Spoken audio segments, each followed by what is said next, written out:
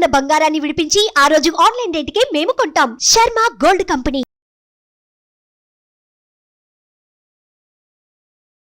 Hi, welcome to our channel. ఈరోజు మనతో పాటు ఉన్నారు జ్యోతిష్య, ఆగమ, వాస్తు, పురాణ పండితులు బ్రహ్మశ్రీ క్రొత్తపల్లి సురేష్ శర్మ గారు. నమస్కారం గురువు గారు. ఆయుష్మాన్ నాయన. ఓకే. ఫిబ్రవరి నెలలో కర్కాటక రాశి వారికి ఎలా ఉండబోతుంది? కర్కాటక రాశి వారికి అష్టమ శని ప్రభావం పోయిన సంవత్సరం నేను చెప్పాను, పెద్దగా మీ మీద ప్రభావం ఉండదు, మీరేం వరి కావద్దని. కానీ ఈ సంవత్సరం అష్టమ శని ప్రభావం ఒక్కొక్కరో మీ మీద పడుతూ వస్తుంది. అంతో ఇంతో అశుభాలు ఉంటాయి. అందులో ఆయుష్ స్థానంలో శని సూర్యులు గ్రహయుద్ధం నడుస్తుంది కాబట్టి కొత్త కొత్త వాహనాలు కొనుక్కొని వెళ్ళేవాళ్ళు. అలాగే భార్యాభర్తల స్థానం అని చెప్పబడేటువంటి రెండో ఇల్లు కుటుంబ స్థానం.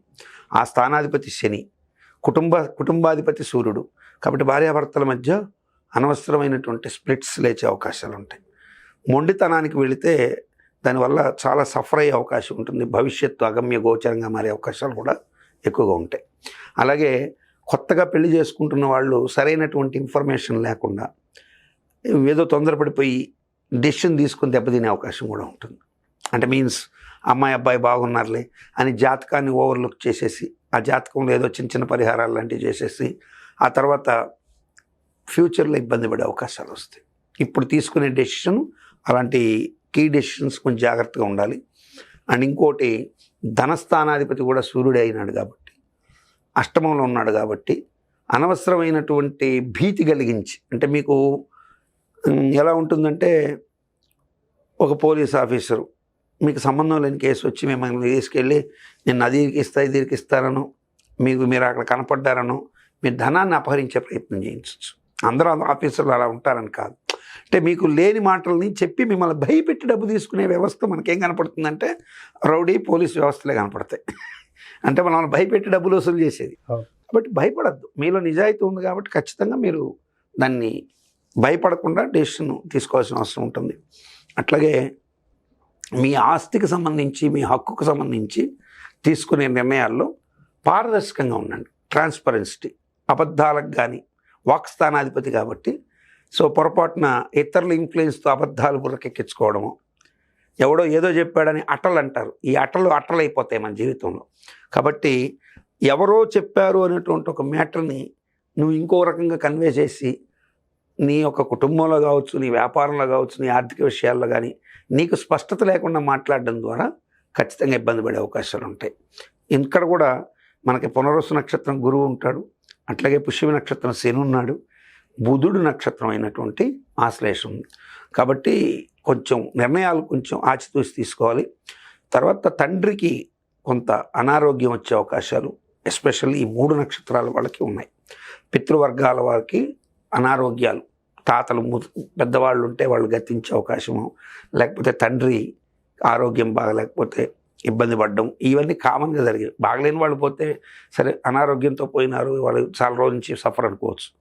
కానీ కర్కాటక రాశిలో ఉన్నటువంటి వాళ్ళు, మీకు సపోజ్ మీరు ఒక 30 years అనుకుంటే, మీ తండ్రి గారు ఒక 55-60లో ఉన్నారనుకుంటే డెఫినెట్గా వారి యొక్క హెల్త్కి సంబంధించి చెకప్స్ చేయించడం, వారి ఆరోగ్యం గురించి, అంటే ఇది మన కోసం ఆయన రెక్కలు ముక్కలు చేసుకొని కష్టపడి మిమ్మల్ని బాగా చదివించారు కదా, సో వారి ఆరోగ్యం ఎలా ఉంది అనేది కొంచెం శ్రద్ధ తీసుకోవాల్సిన అవసరం ఆ కొడుకుల మీద ఉంటుంది.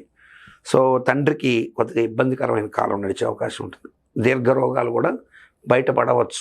అది ఇప్పుడు తొందరగా మేలుకుంటే ఆ వ్యాధులకి సత్వర చికిత్స అందడం ద్వారా వారు సరైవల్ అయ్యే అవకాశాలు కూడా ఎక్కువగా ఉంటాయి. వ్యాపారస్తులకి కూడా ఏమి ఇబ్బందికరమైనది లేదు. కాకపోతే వాక్కు విషయంలో కొంచెం జాగ్రత్త పడాలి. కొత్త వ్యాపారాలకు సంబంధించి పెట్టుబడులు పెట్టేటప్పుడు కూడా ఆలోచన చేసి పెట్టాల్సిన అవసరం అయితే ఖచ్చితంగా ఉంటుంది. ఓవరాల్గా అయితే ఈ చెప్పినటువంటి క్రిటికల్ ఇష్యూస్ ఏంటంటే భార్యాభర్తలు అండ్ కుటుంబం ప్లస్ తండ్రి ఆరోగ్యం, ఈ 3 అంశాల మీద మీరు మృత్యుంజయ శాంతులు కానీ, ఈశ్వరుడికి అభిషేకాలు కానీ ఇవి చేయించుకోవడం మంచి శుభాలు కలిగిస్తుంది. గురువు గారు, చాలామంది రాశి ఫలితాలను నమ్ముతారు, నమ్మరు. సో నేనైతే ఒక ఆస్ట్రాలజీ చేసే ఒక యాంకర్గా మాత్రం నేనైతే నమ్ముతాను. కొంతమంది ఏమంటున్నా అంటే నీది నాది ఒకటే జాతకం, కానీ నువ్వు నీచుడివి, నేనేమో రాజయోగినా అని ఇట్లా అంటుంటారు.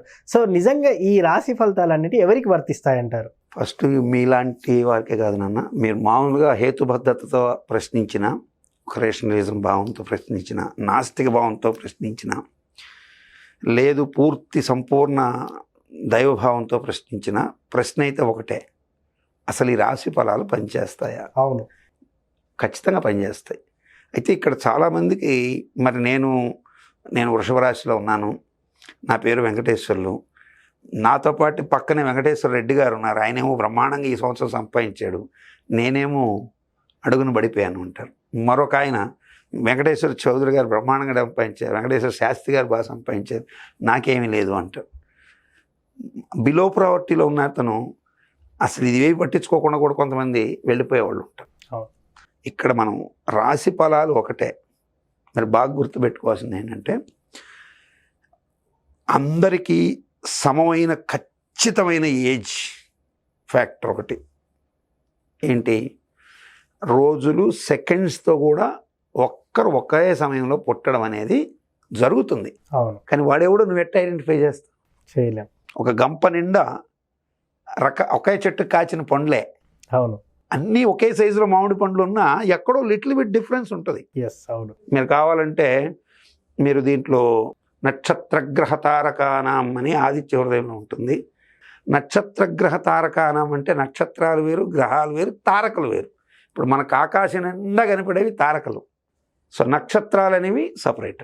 ఈ నక్షత్ర మండలాన్ని పట్టి ఆ రాశిలో ఎవరు పుట్టినా అశ్విని నక్షత్రంలో పుట్టిన వాళ్ళు ఉంటారు. ఇప్పుడు అశ్విని నక్షత్రంలో ఒక చిన్న నెలబిడ్డ పుడతాడు, అట్లాగే ముదుసలైనడు అక్కడే ఉంటాడు, ఒక కప్ప కూడా అక్కడే పుడుతుంది, ఒక జింక కూడా అక్కడే పుడుతుంది, ఒక గొర్రె కూడా అక్కడే పుడుతుంది. సో ఇవన్నీ పుడతాయి. పుట్టడం అయితే నక్షత్రాలు అందరూ పుడతారు, కానీ దీంట్లో శాస్త్రము వర్జించింది చాలా ఉన్నాయి, ఇవి చాలామందికి తెలియదు. శాస్త్రం రాశి ఫలాలు ఎవరికి వర్తిస్తాయని చెప్పింది అంటే బాలకులకు వర్తించదు. 60 సంవత్సరాలు ఏదైతే మనకున్నాయో అవి దాటిన వాడి మీద జ్యోతిష ప్రభావం పోతుంది.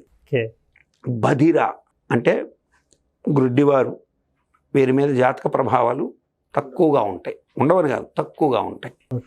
పొంగుణ గుంటివారు, వీరి మీద తక్కువగా ఉంటాయి. అట్లాగే మతిభ్రంశత్వం, పిచ్చివాడి మీద జ్యోతిష్యం పనిచేయదు. మరి మనకు మంచి కోసమే శాస్త్రం ఉందనేది. కాబట్టి రాశి ఫలాలు మీరు దాంట్లో చూసి భయపడిపోవద్దండి, తెలుసుకోండి. సజెషన్స్ ఉంటే దాన్ని ఫాలో కండి. ఒకవేళ మంచిగా ఉంటే హ్యాపీగా ఉండండి, చెడు ఉంటే భయపడద్దు, హ్యాపీగా ఉండండి. ఓవరాల్గా ఫిబ్రవరి నెలలో కర్కాటక రాశి వారికి ఎలా ఉండబోతుందో చాలా చక్కగా చెప్పారు గురుగారు. Thank you. ఆయుష్మాన్.